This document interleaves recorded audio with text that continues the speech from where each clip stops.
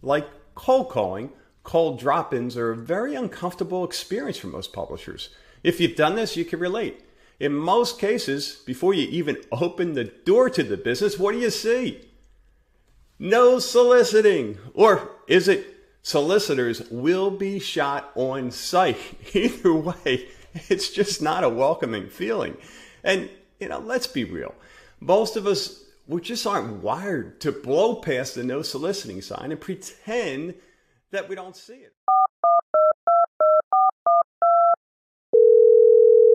Hello? Hi, it's the No Cold Calls Ever show. Go away.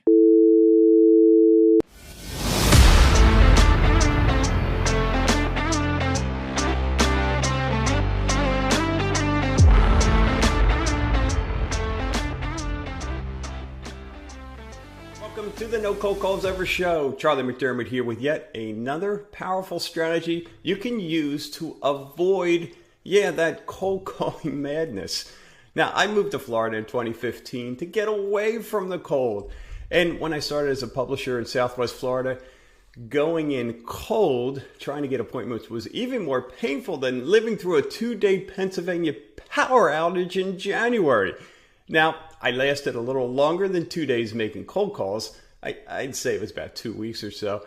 And if you're in sales, the wonderful thing about cold calling is, it works. Kind of. I mean, it's a numbers game, right?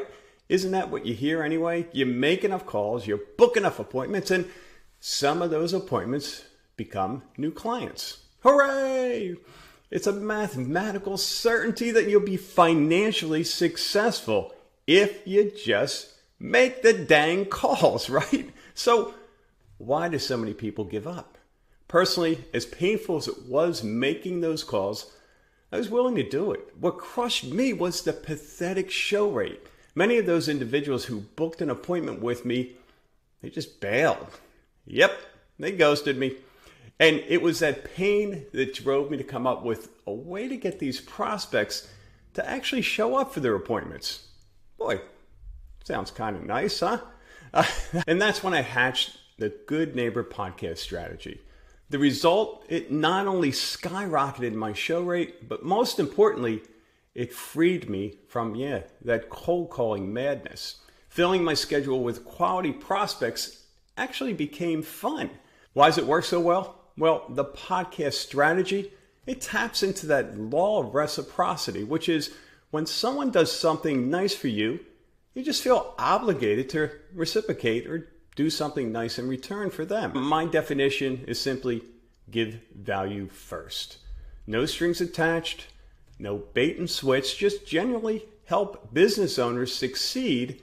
And like the rising tide, your success will rise along with theirs. So for me, and now publishers all over North America who offer a Good Neighbor podcast, that's something in return is simply a magazine presentation meeting with you. Is a podcast the only way to pack your schedule with quality prospects? Heck no. There are a multitude of ways. And in today's episode, we're going to look at one of those. I call it putting prospecting business drop-ins on steroids. So what are business drop-ins? It's when you walk into a business, cold, and ideally try to book an appointment. Now, maybe if you get lucky, you even meet with the business owner right then and there. Or you go between appointments. You have an appointment at 10, you get there 15, 20 minutes early, you see there's a business next door or on either side of that business, so you stop in and you say hi, you grab a business card, and you cold call them later. Again, this can be effective, but like cold calling, cold drop-ins are a very uncomfortable experience for most publishers. If you've done this, you can relate. In most cases, before you even open the door to the business, what do you see? No soliciting. Or is it solicitors will be shot on sight? Either way, it's just not a welcoming feeling. And, let's be real. Most of us, we just aren't wired to blow past the no soliciting sign and pretend that we don't see it. Now, the obvious solution here is not to solicit, just grab the business card. But heck, you could have gotten that information in the comfort of your home some evening with a glass of wine in your hand via Google, right? So back to our give value first strategy. You've got $1 million marketing resource. And like our brains, you're probably only using 5 or 10% of it. Now, most people call it a cell phone. For you, it's your ticket to enhancing your authority, building your know, like, and trust factor, and yes, filling your schedule up with quality prospects. And this strategy involves using that camera on your phone to promote your business. Now, before you say, oh, it's only a cell phone, don't I need something more professional? Let me put your mind at ease.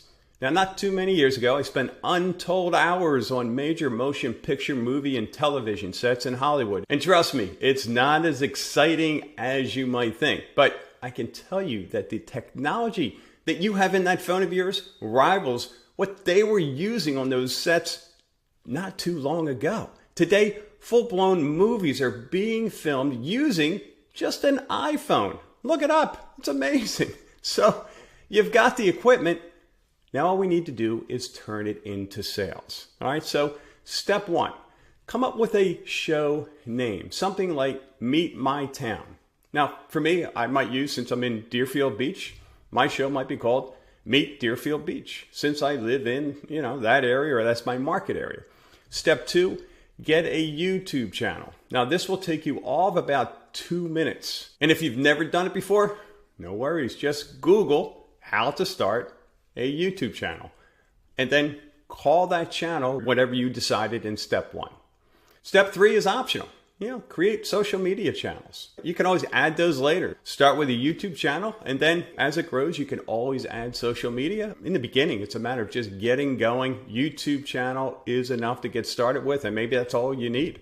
Step number 4, invest $20 on business cards. Come up with your show name, put it on a business card, you're off to the races. Step 5, start with your clients as a warm-up. I call it friendly fire. The first few times, it's going to feel a little weird, a little strange. So work with people that you have a relationship with and get your legs under you. Step number 6, now branch out to your networking groups or chamber events. You're sitting there having lunch with someone, say, hey, Mary, right after this, let's get your business story out there in the community. Would you be interested in that? And she's like, well, yeah. Okay, yeah. All I need is 5 minutes. Cool. Step 7, business drop-ins on steroids. Don't worry about those no soliciting signs because you have something of value. You want to help promote that business. They've been nominated to be on your show. So it's an invitation. Now, hey, sometimes they'll be there. You can knock it out right there on the spot. And sometimes it might be a leave your business card there and or get their information. And instead of making cold calls, those calls become more of a booking opportunity for that business to be on your show. And I'll tell you, once you get going, once you get a few of these under your belt, businesses are going to be knocking at your door to be a part of it because, again, it's free promotion. And there are other components here that I won't get too deep into, like search engine optimization, getting found on Google, that can be very beneficial to local businesses. They can also use this video in many other ways. We'll explore that in another episode. But this is huge value. So don't look at this as just a simple 5-minute video that you're going to do, or you could just do audio, by the way. You don't have to use your iPhone or whatever cell phone you're using will record both the audio and the video. But lots of ways to use that for that business owner to get thousands and thousands, if not tens of thousands of dollars of value from that simple 5-minute video. By the way, it shouldn't take more than 5 minutes. All right. Step number 8, probably the one that some of you are going, but editing, time, money. Do I need an editing staff? Heck no. If you're not already familiar with this, when you open up a YouTube channel, you load your video in there, you can edit the video in YouTube. It's your full production house. If you're not familiar with this, YouTube has plenty of information and it won't take you more than maybe the first time 2 or 3 minutes to edit your video, which doesn't take much at all, and then you'll have it down. Step number 9, promote the show. Send your guest the link to your show. The most important step that we didn't cover yet is the reason why you're doing this in the first place. Okay? Now, no ulterior motives here. There's no, as I said earlier, this is not a bait and switch. Hey, Mr. and Mrs. Business Owner, now that we have your video ready, I'll put it on your YouTube channel if you pay me X amount of dollars. This stuff happens all the time. And that'll be one of the first questions you'll get, or the skepticism that you'll receive from some of these business owners because they've already been through this. All right. This is a freebie for them. You are an advocate of local business, and that's what you do. That's what you're passionate about. And this is one of those ways you help businesses to succeed. Obviously, you have other ways, like your magazine, like digital and things of that nature. So the most important step is to book your presentation. And again, that's a whole nother episode, but the short version is right after you record the episode, when they're excited, just simply invite them to a presentation. Hey, Mr. Business Owner, I'm going to be back here next week. I'm actually recording a show for XYZ company. I'd love to get together with you, or what I typically say, I get rid of the love because the love sounds needy. I say we need to get together.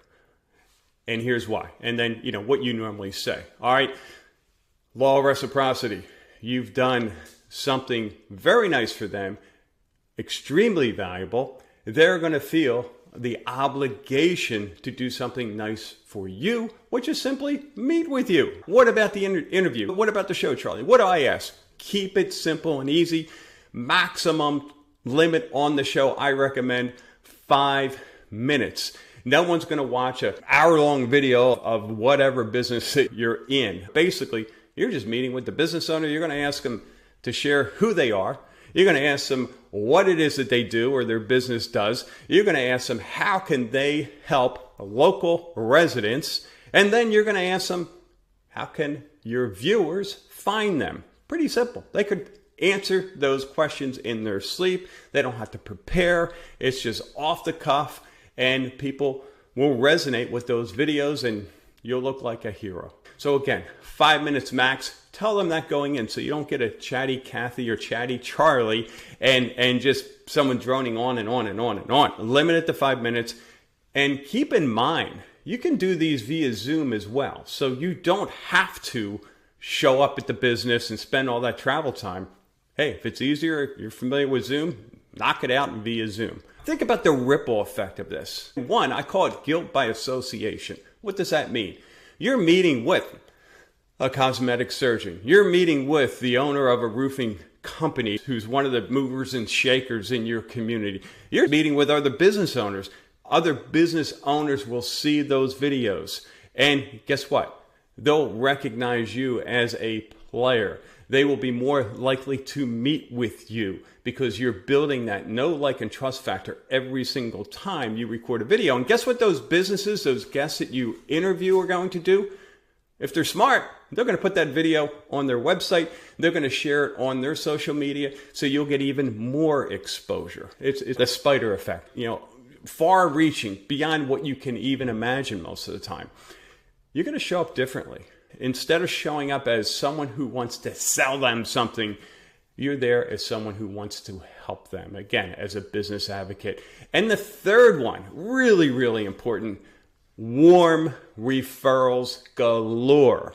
The most important step is booking the appointment. The second most important step is to simply say, Mr. or Mrs. Business Owner, who do you want to nominate for my XYZ show? And they're going to say, oh, geez, you know what? Right next door here, you got to meet with Josephine. She's awesome. She does this and that. Sometimes you'll have to limit them to like 3 or 4 or 5 and say, I'll come back or I'll be back in touch. So now, whether you call or stop in those businesses, you're going in on a referral. How powerful is that? So that'll do it for this episode. Go ahead and leave your questions and comments. I'll cover those in a future episode. And if you like this show, please remember to like it and leave a review. I'll see you next time. Say goodbye to cold calling, chasing leads, and waking up on Monday with a blank calendar for the week. Now you can join publishers throughout the U.S. who have plugged into a systematic path to sales growth without adding more work or overhead. If you're ready to have more fun while you scale your business and income, go to nocoldcallsever.com.